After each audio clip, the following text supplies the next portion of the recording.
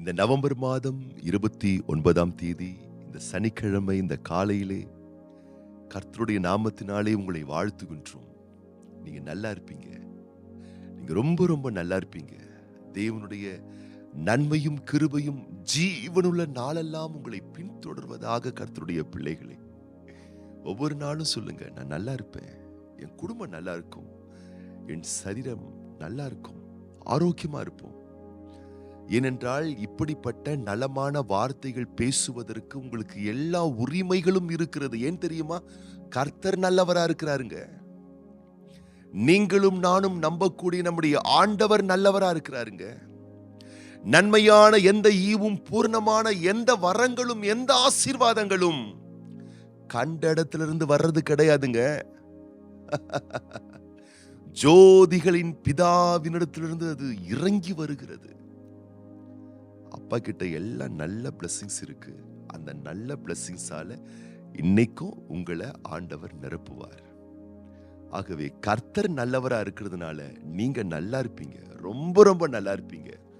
ஒவ்வொரு நாளும் சொல்லுங்க, நீங்க உங்க சொந்த வாயை திறந்து நீங்க சொல்லுங்க, நான் நல்லா இருப்பேன், என் குடும்பம் நல்லா இருக்கும், என் பிள்ளைங்க நல்லா இருப்பாங்க, எங்க சமுதாயம் நல்லா இருக்கும், எங்க சபை நல்லா இருக்கும், என் கண்ணால் காணக்கூடிய உறவுகள் நல்லா இருப்பாங்க, எங்க தேசம் நல்லா இருக்கும்னு வாயை திறந்து சொல்லுங்க. என்ன கர்த்தர் நல்லவரா இருக்கிறாரு. அவர் உங்களை நல்லாவே வச்சுப்பாரு. இன்னைக்கு ஆண்டவர் தரக்கூடிய வார்த்தையை நம்ம கேட்கலாமா? ஏசாயா தீர்க்கதரிசியின் புஸ்தகம் 61ஆம் அதிகாரம் 7ஆம் வசனம். உங்கள் வெட்கத்துக்கு பதிலாக இரட்டத்தனையாய் பலன் வரும், லட்சிக்கு பதிலாக தங்கள் பாகத்தில் சந்தோஷப்படுவார்கள், அது நிமித்தம் தங்கள் தேசத்தில் இரட்டிப்பான சுதந்திரம் அடைவார்கள், நித்திய மகிழ்ச்சி அவர்களுக்கு உண்டாகும். ஆம், அன்பான கர்த்தருடைய பிள்ளைகளே, இன்றைக்கு நீங்கள் உங்கள் சொந்த வாழ்க்கையில் ஒருவேளை அவமானம், நிந்தை, அசிங்கம், வெட்கம் போன்ற அவதிகளை காண்கின்றீர்களா? கர்த்தர் உங்களோடு முகமுகமாய் பேசுகிறார். நீங்க நல்லா இருப்பீங்க. வெட்கப்பட்ட இடத்திலேயே நீங்கள் வெற்றியை காண்பீர்கள். இரட்டத்தனையான பிளெஸிங்ஸை நீங்க எடுப்பீங்க. ஒருவேளை நான் வெட்கப்பட்டிருக்கேன், அவமானப்படுத்தப்பட்டிருக்கேன், நிந்திக்கப்பட்டிருக்கீங்கன்னு சொன்னீங்கன்னா, இந்த நாள், இந்த காலை ஒரு ஆசீர்வாதம், ஒரு நன்மை உங்கள் வாழ்வில் உதயமாக போகிறது. நீங்கள் அடைந்த அந்த அவமானத்தை நீங்கள் மறந்துவிடக்கூடிய அளவுக்கு அவமானத்தை பார்க்கிலும் அதிகமான ஆசீர்வதிக்கப்பட்ட நன்மையை ஆண்டவர் உங்களுக்கு தரப்போகிறார். ஆகவே அவமானங்களை நீங்கள் மறக்கக்கூடிய அளவுக்கு ஆண்டவர் உச்சிதமான ஆசீர்வாதங்களால் உங்களை உயர்த்தி வைக்கப் போகின்றார். யோசேப்பு தன் சொந்த குடும்பத்தால் அவமதிக்கப்பட்டவன், அவமானப்படுத்தப்பட்டவன். ஆண்டவர் எப்படிப்பட்ட ஆசீர்வாதத்தை கொடுத்தார் தெரியுங்களா? பல மடங்கு ஆசீர்வாதத்தை கொடுத்துட்டார். அவன் அவமானத்தை அவன் நினைச்சே பார்க்க கூடாத அளவுக்கு, நினைக்கவே முடியாத அளவுக்கு அப்படி நினைச்சு பார்த்தா கூட, அப்படிப்பட்ட அவமானத்தை ஆண்டவர் மாத்தி என்னை உயர்த்தி வச்சிட்டு இருக்கிறாரே அப்படின்னு சொல்லி அவன் சந்தோஷப்படக்கூடிய அளவுக்கு ஆண்டவர் மாத்தினார். உங்க லைஃப்ல ஆண்டவர் அப்படிப்பட்ட ஆசீர்வாதத்தை செய்ய போறாரு. எஸ்ன்னு சொல்லுங்க, ஆமேன்னு சொல்லுங்க. சந்தோஷமா, கர்த்தர் என் லைஃப்ல நான் பட்ட அவமான அசிங்கங்களை விட பல மடங்கு ஆசீர்வதிக்கப்பட்ட நன்மையை தருவாருன்னு ஆழமா நம்புங்க. இந்த வார்த்தை உங்கள் வாழ்வில் பலிக்க போகின்றது. பல ஆண்டுகளுக்கு முன்பதாக ஒரு அருமை தேவ ஊழியக்காரர் தன் மனைவியோடு 2 சக்கர வாகனம், சைக்கிள்ல ஊழியத்திற்காக சாலையில் சென்று கொண்டிருந்தார். அந்த நாட்களிலே தமிழக அரசாங்கம் ஒரு சட்டம் இயற்றியது. மெயின் ரோட்ல சைக்கிள்ல போகக்கூடியவர்கள் டபுள்ஸ் போகக்கூடாது, 2 பேர் போகக்கூடாது, ஒருத்தர் தான் சிங்கிளா போகணும் அப்படின்னு ஒரு சட்டம் இருந்துச்சு அப்போ. ஆனா அந்த ஊழியக்காரர் இதை பெரிதாக அறியாதபடியினால் அவர் சைக்கிள் மிதிச்சுட்டு போறாரு. பின்னாடி அவங்க மனைவி உட்கார்ந்துகிட்டு இருக்காங்க. 2 பேரும் ஒரு ஊழியத்துக்கு போயிட்டு இருக்காங்க. போகிற வழியிலே டிராபிக் போலீஸ், காவல்துறை அதிகாரிகள் அவர்களை பிடித்து நிற்க வைத்து, 2 பேர் போகக்கூடாதுன்னு சட்டம் இருக்கே, உங்களுக்கு தெரியாதா? எப்படி 2 பேர் நீங்க போக முடியும், போகலாம் அப்படின்னு சொல்லி அவர்களை தூஷணமாக திட்டி, கேவலமாக பேசி, வீதியிலே சாலையிலே போகக்கூடியவர்கள் ஏராள நூற்றுக்கணக்கான மக்கள் வேடிக்கை பார்க்கிறார்கள் இவர்களை. அந்த ஊழியக்காரருக்கும் அவருடைய மனைவிக்கும் அவ்வளவு அவமானம். எஃப்ஐஆர் போடுறோம், ஃபைன் போடுறோம், அப்படி இப்படின்னு சொல்லி நூற்றுக்கணக்கான மக்களுக்கு முன்பதாக அவர்களை கேவலப்படுத்தி விட்டார்கள். அவமானப்படுத்தி விட்டார்கள். அவமானப்படுத்தப்பட்ட அந்த நிலையில அந்த ஊழியக்காரரும் மனைவியும் அன்று ராத்திரி அவங்களுக்கு தூக்கமே வரல. அந்த ஊழியக்காரர் அம்மா முழங்கால் படியிட்டு 2 கரங்களை உயர்த்தி, ஆண்டவரே ஒரு அற்புதத்தை செய்யும். ஒண்ணு, அந்த வாகனத்துல அந்த சைக்கிள்ல நானும் கணவரும் ஊழியம் செய்வதற்கு சட்டமே எதிராக இருக்கிறதுனால எங்களுக்கு 2 வீலர் வாங்கி கொடுங்க, மோட்டார் பைக் வாங்கி கொடுங்க, எங்களுக்கு மோட்டார் பைக் வேணும். இல்லையா சட்டத்தை எங்களுக்காக மாற்றுங்கள், நாங்கள் இருவரும் சேர்ந்து ஒருமித்தே நாங்கள் ஊழியம் செய்ய வேண்டும், சட்டத்தை எங்களுக்காக மாற்றும் ஆண்டவரே. சைக்கிள்ல நாங்க 2 பேரும் செல்வதற்கு எந்த தடையும் இருக்கக்கூடாது என்று சொல்லி ராத்திரி முழுவதும் அந்த ஊழியக்காரர்கள் ஜெபித்தார்கள். மறுநாள் காலையில் தினத்தந்தி நியூஸ் பேப்பர்ல ஹெட்லைன் நியூஸே வருது, தமிழக அரசு மிதிவண்டி சைக்கிளில் 2 பேர் போவதற்காக சட்டம் இயற்றப்பட்டிருக்கிறது. இன்றைய நாளிலிருந்து 2 பேர் தாராளமா சைக்கிளில் செல்லலாம் என்று சட்டம் கொண்டு வரப்பட்டது. எத்தனை பெரிய ஆச்சரியம் பாருங்கள் கர்த்தருடைய பிள்ளைகளே. நேற்றைய தினத்தில்தான் அந்த ஊழியக்காரர்கள், தேவதாசர்கள் நிந்திக்கப்பட்டார்கள், வெட்கப்பட்டார்கள், நூற்றுக்கணக்கான மக்களுக்கு முன்னாடி அசிங்கப்பட்டார்கள். மறுநாளே ஆண்டவர் அவர்கள் வியக்கக்கூடிய அளவுக்கு, அந்த அவமானமே மறந்து போகக்கூடிய அளவுக்கு பல மடங்கு ஆசீர்வதிக்கப்பட்ட சந்தோஷத்தையும் இரட்டத்தனையான நன்மையும் ஆண்டவர் தந்துவிட்டார். எத்தனை பெரிய ஆசீர்வாதம் பெற்றீங்களா? கர்த்தர் நல்லவருங்க, நீங்க நல்லா இருப்பீங்க. என் அன்பு மகனே, நீங்கள் நன்றாய் இருப்பீர்கள். எங்கள் அருமை மகளே, நீங்க நல்லா இருப்பீங்க.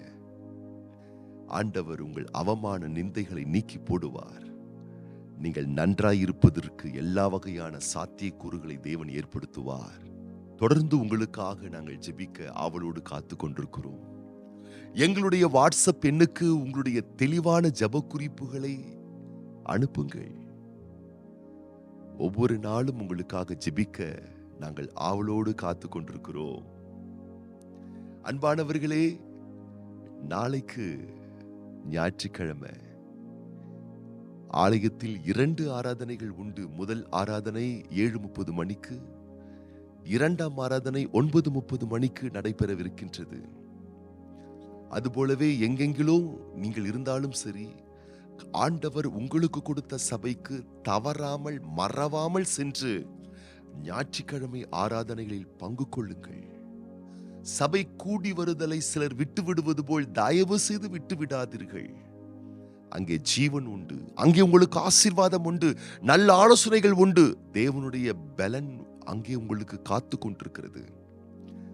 தவறாமல் ஆலய கூடி வரவில்லை பங்கு கொள்ளுங்கள். நீங்க நல்லா இருப்பீங்க, நீங்கள் ஆசீர்வதிக்கப்படுவீர்கள். தொடர்ந்து இந்த வீடியோ உங்களுக்கு மிகுந்த பலனையும் பிரயோஜனத்தையும் கொடுக்குமேயானால், நீங்கள் கேட்டு பயன் பெறுவதோடு நிறுத்திவிடாமல் உங்கள் அன்பர்கள் நண்பர்களுக்கு இந்த வீடியோ லிங்கை நீங்க ஷேர் பண்ணுங்க. உங்க வாட்ஸ்அப் குரூப்லயே நீங்க ஷேர் பண்ணுங்க. நீங்கள் ஆஸ்வதிக்கப்படுவது போல் இன்னும் அநேகர் ஆஸ்வதிக்கப்படுவார்கள். இதுவரைக்கும் நம்ம சேனலை நீங்க சப்ஸ்கிரைப் பண்ணலன்னா சப்ஸ்கிரைப் பண்ணி வச்சுக்கொள்ளுங்க. பெல் ஐகான் அந்த பட்டனையும் நீங்க பிரஸ் பண்ணி வைத்துக் கொள்ளுங்க. நீங்கள் ஆசீர்வதிக்கப்படுவீர்கள். நாளைய தினம் ஞாயிற்றுக்கிழமை நவம்பர் மாதம் 30ஆம் தேதி பிறந்த நாள் காணக்கூடிய அன்பு சகோதரர் S Rajendran, brother R Rajan, brother Samson Chandramohan, sister T Selvarani மற்றும் அன்பு பிள்ளைகள் பெனிட்டா மற்றும் அன்பு மகள் பி பேர்லின் இவாலின் மற்றும் திருமண நாள் காணக்கூடிய அன்பு சகோதரர் டி இலக்கிய தமிழ், சிஸ்டர் ஐ தென்றல் விழி, அவங்க திருமண நாள் காணவிருக்கிறாங்க. அவங்களுக்காக நம்ம ஜெபம் பண்ண போறோம். அது போலவே டிசம்பர் மாதம் 1ஆம் தேதி திங்கட்கிழமை பிறந்தநாள் காணக்கூடிய சகோதரி I Mahi Magdalene, sister S Sharmila, sister S Selvi, அன்பு மகன் வி மதன் கிளாட்வின். அது போலவே திருமண நாள் காணக்கூடிய அன்பு சகோதரர் எஸ் ஐசக் ஆனந்த், சிஸ்டர் ஜெபனிஷா, அவங்க திருமண நாள் காணவிருக்கிறாங்க. அவங்களுக்காக நம்ம ஜெபம் பண்ண போறோம். நம்ம கண்களை மூடி நம்ம ஜெபம் பண்ணலாமா? கர்த்தருடைய மேலான நன்மைகள், ஆசீர்வாதங்கள் உங்களுக்கு உண்டாயிருப்பதாக. அதுபோலவே டிசம்பர் மாதம் 1ஆம் தேதி திங்கட்கிழமை நம்முடைய திருச்சபையிலே வாக்குத்தத்த தியான ஆராதனை கூடி வரவு நமக்கு உண்டு. காலை 5:45 மணிக்கு தேவ பிள்ளைகள் ஊக்கமாய் உற்சாகமாய் பங்கு கொள்ளுங்கள். ஆன்லைன்லேயும் நீங்க உலகெங்கிலும் இருந்து இந்த ஆராதனையில் பங்கு கொள்ளலாம். பரலோக பிதாவே, இந்த நவம்பர் மாதம் 29ஆம் தேதி சனிக்கிழமை இந்த காலையிலே இந்த வார்த்தையை கேட்டுக்கொண்டிருக்கக்கூடிய ஒவ்வொரு பிள்ளைகளை வலக்கரம் நீட்டி தொட்டு நிறுத்தாமை ஆசீர்வதிப்பீராக. ஆண்டுகளை நன்மைகளால் முடிசூட்டுகிற தேவனுடைய விசேஷித்த ஆசீர்வாதம் உடைய பிள்ளைகள் மேல் இறங்குவதாக. வெட்கத்திற்கு பதிலாக இரட்டத்தனையான பலன் வரும் என்று சத்திய வார்த்தையில் சொல்லப்பட்ட ஆசீர்வாதத்தின்படி உடைய பிள்ளைகள் ஒருவேளை நிந்திக்கப்பட்டிருந்தால், உடைந்து போயிருந்தால், அவமானங்களை சந்தித்தவர்களாய் இருந்திருப்பார்களே, ஆனால் இந்த நாள் உடைய பிள்ளைகளுடைய அவமானங்களை, நிந்தைகளை மறக்கக்கூடிய அளவுக்கு வெட்கத்திற்கு பதிலாக இரட்டத்தனையான ஆசீர்வாதங்களை தந்து நிறுத்தாமே உடைய பிள்ளைகளை ஆசீர்வதிப்பீராக தேவனே, ஆசீர்வதிப்பீராக தேவனே. அதுபோலவே இந்த நாளிலே பிறந்த நாள் காண்கின்ற, திருமண நாள் காண்கின்ற பிள்ளைகளுக்காக நாங்கள் ஜெபிக்கின்றோம். அதுபோலவே நாளைய தினம் ஞாயிற்றுக்கிழமை நவம்பர் மாதம் 30ஆம் தேதி பிறந்த நாட்கள், திருமண ஆண்டுகள் காண்கின்ற பிள்ளைகளுக்காக நாங்கள் ஜெபிக்கின்றோம். அதுபோலவே டிசம்பர் மாதம் 1ஆம் தேதி திங்கட்கிழமை பிறந்த நாட்கள், திருமண ஆண்டுகள் காண்கின்ற பிள்ளைகளுக்காக நாங்கள் ஜெபிக்கிறோம்.